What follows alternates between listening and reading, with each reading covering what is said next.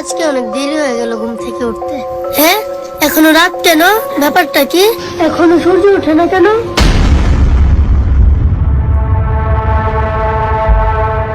বাবা বাবা, কে কে কে কি হয়েছে মা? বাবা সকাল 10টা বেজে গেছে, এখনো সূর্য ওঠেনি। হ্যাঁ কি কস? লত দেহি। বাবা বাবা দেখো। হ্যাঁ সত্যি তো। দাঁড়া, এখনই কোরআন শরীফটা খুলে বসতে হবে।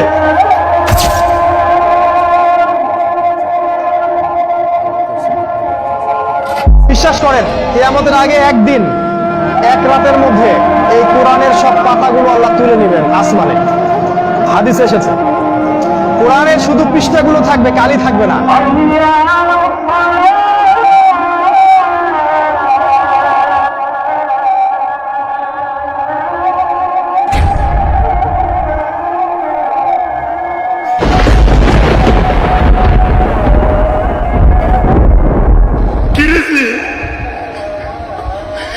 কোরআন শরীফের লেখা দিয়ে মুছে গেছে।